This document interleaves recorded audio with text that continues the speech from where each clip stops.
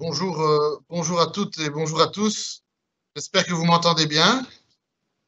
Alors voilà, je vois qu'il y a beaucoup de questions qui sont déjà posées. Je vais tenter d'y répondre le plus rapidement possible. Je vais les prendre dans l'ordre de leur arrivée sur le chat.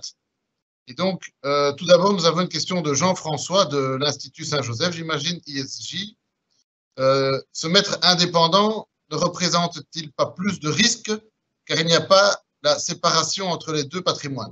Donc j'espère que vous avez bien compris le message que j'ai voulu faire passer dans la petite vidéo.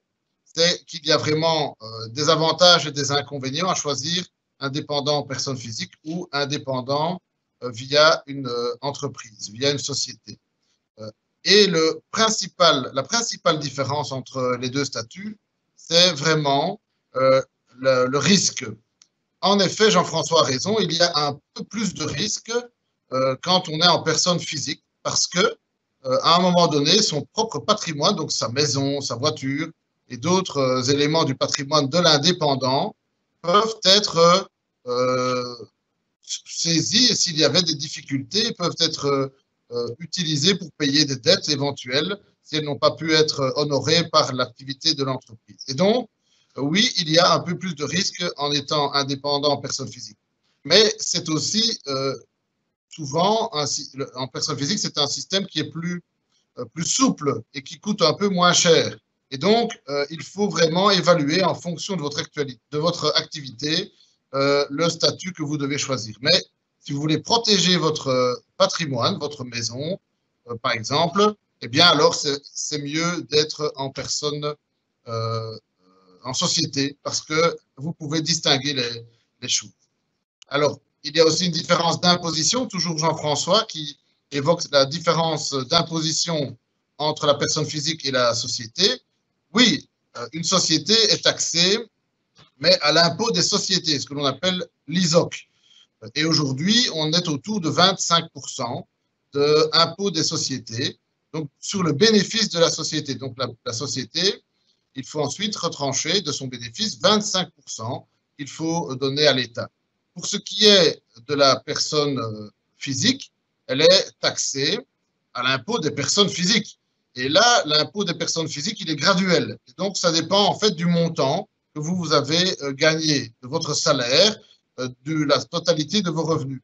Et en réalité, ça peut aller jusqu'à 45, voire plus, %. Et donc, les sociétés sont un peu moins taxées que la personne physique, mais quand vous êtes en société, vous devez aussi être à la fois taxé en personne physique pour votre salaire, sur votre salaire, et l'impôt des sociétés pour votre société. Donc, ici aussi, il faut calculer avec votre comptable la meilleure manière de pouvoir combiner les impôts qui se marquent sur votre feuille d'impôt. Donc oui, quand il y a une société, l'impôt est moins cher, mais il y a quand même un impôt des personnes physiques sur le revenu de l'indépendant. Alors, toujours Jean-François me pose la question de savoir pourquoi est-ce qu'il y a eu une réforme en 2019. Eh bien, Jean-François, c'est très simple. Le Parlement a constaté en 2019 qu'il y avait beaucoup de formes de société et que cela pouvait compliquer les choses. Et donc, le ministre à l'époque, c'était Koen Geens, ministre de la Justice, a souhaité rationaliser, simplifier, avoir une situation plus claire et plus facile pour toutes les personnes qui souhaitaient être en société. Il a supprimé toute une série de formes de société qui étaient obsolètes. Et aujourd'hui, en effet, il n'en reste plus que 4 ou 5 qui sont bien spécifiques et sur lesquelles vous devez choisir quelle est la forme que vous allez prendre. Donc, en fonction de votre activité, si vous voulez faire une coopérative ou une personne physique, une SPRL, pardon, alors vous devez bien étudier la forme qui est la plus adaptée à votre projet. Mais aujourd'hui, il y a moins de choix, c'est plus clair. Alors, Jean-François, toujours lui, me demandait le nombre d'arrêts des indépendants est-il inférieur à celui des sociétés? Je n'ai pas la réponse à cette question, mais c'est vrai qu'on pourrait se poser la question de savoir si les indépendants en personne physique subissent moins fort la crise que ceux en personne morale. En tout cas, ce qu'il faut bien comprendre, c'est quand on est en personne physique, quand l'indépendant vient décéder ou arrête, il n'y a pas de transmission d'entreprise qui est possible. Tandis que quand un indépendant en société vient à mourir ou à arrêter, prendre sa pension, il peut transférer la société à quelqu'un d'autre. Et donc, les sociétés peuvent durer peuvent vivre plusieurs générations, alors qu'un indépendant personne physique, quant à lui, devra inévitablement arrêter ses activités quand il est pensionné ou décédé, évidemment. Il n'y a pas de transmission de la société. Alors, je passe les commentaires.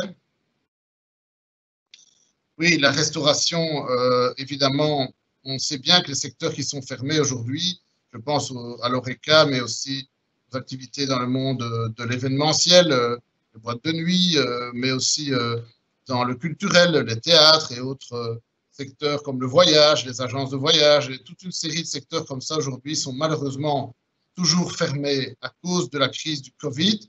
Et la situation est très difficile pour ces indépendants. Et on est en train de travailler au gouvernement pour essayer de les aider avec des aides financières, comme par exemple le droit passerelle ou la double passerelle qui leur est octroyée pour simplement compenser les pertes qu'ils doivent enregistrer à cause de la situation. Mais Jean-François a raison, cette situation est terrible pour le monde. Alors une autre question, pourquoi le calcul des cotisations sociales se base-t-il sur le chiffre d'affaires? Eh bien, c'est tout simplement parce que en fait, vous cotisez en proportion de votre chiffre d'affaires avec des plafonds, mais il y a quand même une règle de proportionnalité qui est mise sous la table. Pourquoi? Parce que c'est normal que votre pension, notamment, reflète votre niveau de vie que vous aviez quand vous étiez actif. Et donc, si vous avez, quand vous êtes en indépendant, un revenu qui est relativement modeste, vous aurez une pension qui sera en proportion de ce que vous avez cotisé. Si vous avez fait un effort plus important en cotisant plus parce que vous aviez les moyens de le faire, c'est normal aussi que vous ayez une pension qui soit proportionnelle à ce que vous avez cotisé. Donc, il est important de payer des cotisations sociales, même si c'est vrai qu'on n'est pas toujours heureux de payer des factures de cotisation sociale, mais c'est important de le faire parce que ça vous garantit, vous les futurs indépendants, ça vous garantit une pension, ça vous garantit des droits qui seront bien nécessaires le moment venu. Donc, il faut parfois savoir payer un peu plus de cotisations sociales pour pouvoir se garantir des droits ultérieurement. Alors, je passe à d'autres questions, il y en a beaucoup. Anonymous qui pose une question, ça coûte combien de créer une société? Eh bien, c'est difficile à dire, mais grosso modo, on peut dire que ça coûte entre 1 000 et 2 000 euros, on va dire 1 500 euros à peu près, parce que quand vous créez une société, vous devez passer chez le notaire, vous devez faire enregistrer les actes, il y a des formalités administratives, payer un comptable, faire un business plan et d'autres formalités administratives qui doivent être faites par des professionnels et qui doivent être rémunérées. Et c'est important de le faire parce que ça vous permet d'avoir aussi de vous projeter dans l'avenir, de pouvoir appréhender comment vont se passer les choses. C'est toujours important, je l'ai dit dans l'émission, dans le cours tout à l'heure, c'est toujours important de se faire aider par des comptables, par des avocats, par des notaires qui vont vous aider et qui vont vous guider dans votre activité future et qui vont vous mettre sur de bonnes voies pour éviter des dérapages ou des déraillages, ou des déraillements, pardon, qui pourraient vous être préjudiciables. Et donc, il faut toujours se faire aider par des professionnels du chiffre qui sont vos amis pour vous permettre d'avoir une société florissante. Alors, toujours Anonymous qui pose une question. Pourquoi est-ce que ça coûte moins cher de commencer en tant qu'indépendant que de constituer une société? Eh bien, je l'ai dit il y a quelques instants, si vous démarrez en personne physique, vous démarrez en effet plus vite, vous n'avez pas ces formalités-là à faire, mais, et donc parfois c'est utile parce que vous voulez aller très vite, c'est intéressant, surtout si vous avez une activité où vous êtes seul à travailler, donc c'est bien de pouvoir aller vite, de pouvoir être souple, donc ça c'est la force de la personne physique, et ça coûte moins moins cher, il y a moins de formalités. Mais vous êtes plus en responsabilité de ce que vous faites. Et donc, je vous invite, même si vous êtes en personne physique, à parler avec votre comptable, à parler avec votre avocat pour qu'il puisse aussi vous conseiller. Ce n'est pas parce que vous êtes plus libre en personne physique que vous ne devez pas être aidé par des personnes qui sont des professionnels. Donc, ça coûte moins cher, il y a moins de formalités, mais vous êtes toujours aussi responsable. Et donc, je vous invite quand même à avoir des contacts avec des professionnels du chiffre. Alors, quelles sont les activités pardon, qu'on peut exercer en tant qu'étudiant indépendant?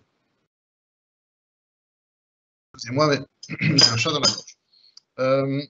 Eh bien, en fait, quand vous êtes étudiant indépendant, vous avez le cumul des statuts, donc vous pouvez être à la fois étudiant dans une école officielle, avec évidemment des conditions à respecter, et vous pouvez exercer des activités d'indépendant. Donc, a priori, toutes les activités que vous souhaitez, que ce soit des activités commerciales, des activités plus professionnelles, mais attention que pour certaines activités, il faut disposer d'un diplôme. Donc, si vous êtes étudiant et que vous n'avez pas encore ce diplôme, vous ne pourrez pas exercer ces activités professionnelles reconnues. Hein, évidemment, c'est pour ça que vous êtes à l'école encore, c'est justement pour apprendre sans doute déjà ces futurs métiers. Donc, vous pouvez faire des activités qui ne nécessitent pas un diplôme à l'entrée. Mais par contre, vous pouvez faire tout ce que vous voulez. Alors, je continue les questions. Est-ce qu'on peut changer d'avis et passer d'un statut à l'autre? Oui, la personne physique peut évidemment passer en personne morale quand il le souhaite. Il doit juste respecter les formalités qui sont prévues, comme je vous l'ai dit tout à l'heure. Alors, je vais prendre une dernière question. Les indépendants à titre principal et les indépendants à titre complémentaire, je crois que c'est important parce qu'en effet, vous pouvez aussi opter pour le fait d'être indépendant à titre complémentaire. Si vous avez déjà une activité professionnelle au moins à mi-temps, par exemple si vous êtes enseignant, si vous êtes fonctionnaire ou si vous êtes employé quelque part, vous pouvez en plus être indépendant à titre complémentaire. Ça vous permet de développer une activité, peut-être de prendre un peu moins de risques, de pouvoir d'abord tâter le marché et de créer votre activité. Et si cela vous convient, vous restez dans ce statut-là. Mais sinon, vous pouvez alors à un moment donné devenir indépendant principal si vous voyez que cela vous pouvez vivre de cette sorte-là. Donc, c'est un peu une phase intermédiaire qui peut être utilisée. Mais attention, là aussi, je vous invite à cotiser des cotisations sociales, à payer des cotisations sociales parce que même à titre complémentaire, vous avez droit à toute une série de droits, mais pour cela, il faut payer des cotisations sociales. Voilà, je pense que l'heure est arrivée de rendre l'antenne, comme on dit. Je vous remercie en tout cas pour votre attention. Encore 1000 excuses pour le petit problème technique avec le son, mais je vous remercie en tout cas pour votre attention et donne rendez-vous l'année prochaine pour le même exercice.